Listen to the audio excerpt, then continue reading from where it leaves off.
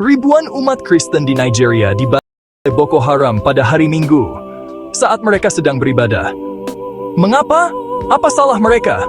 Tahukah Anda bahwa umat Kristen adalah kelompok paling teraniaya di dunia? Namun media bungkam, dunia tutup mata. Tidak ada yang mau mengangkat kisah mereka. Tidak ada yang mau mengulang-ulang kisah penderitaan mereka. Tidak ada bumbu dramatis ala media mainstream seperti yang mereka lakukan untuk isu-isu lain. Yang ada justru ditutupi. Mengapa dunia dan media tidak adil ketika itu menyangkut penderitaan umat Kristen? Saudaraku, dengarlah baik-baik. Ada hari Minggu, di mana gereja-gereja di Nigeria tidak dipenuhi oleh nyanyian pujian, melainkan oleh suara tembakan, jeritan, dan diamnya kematian. Ratusan bahkan ribuan umat Kristen datang ke gereja dengan pakaian terbaik mereka. Mereka datang membawa Alkitab. Mereka datang bukan untuk berperang, mereka datang untuk menyembah. Namun mereka pulang tidak dengan kaki. Mereka pulang dengan tubuh yang tak lagi bernyawa, dihabisi.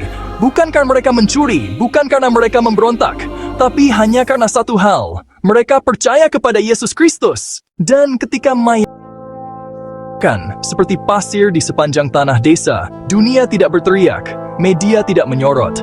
Bahkan sebagian dari kita tidak tahu, tidak peduli. Sementara itu, kita yang hidup nyaman, kita yang bebas beribadah, kita yang duduk di kursi empuk gereja ber-AC, kita malah sibuk berdebat soal doktrin. Yang satu berkata, bahasa roh itu salah. Yang lain menjawab, tanpa bahasa roh engkau tidak selamat. Yang satu berkata, gerejamu sesat. Yang lain membalas, pendeta kami yang paling benar. Sementara di belahan dunia lain ada saudara kita yang saat ini sedang beribadah dengan bisikan, karena jika mereka bernyanyi keras, mereka akan ditemukan dan tidak pernah kembali.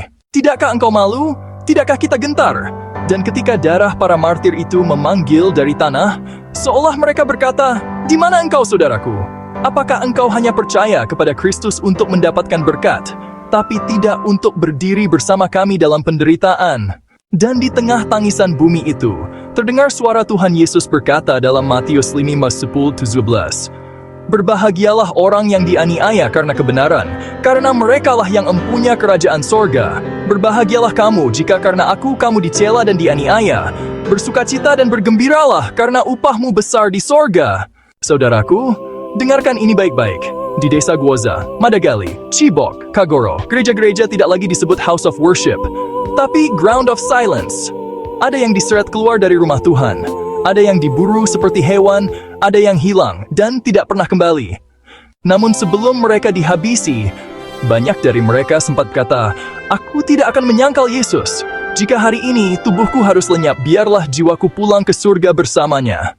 Inilah saatnya kita berkata, cukup, cukup bagi kemunafikan iman yang hanya kuat saat diberkati. Cukup bagi kekristenan yang hanya peduli jika konser rohani ramai. Cukup bagi gereja yang hanya bersorak saat panggung megah, tapi diam saat saudara kita disembelih. Inilah saatnya kita berdiri.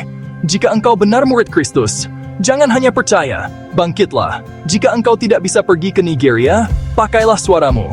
Jika engkau tidak bisa menyelamatkan tubuh mereka, angkatlah doa dan seruanmu ke seluruh dunia.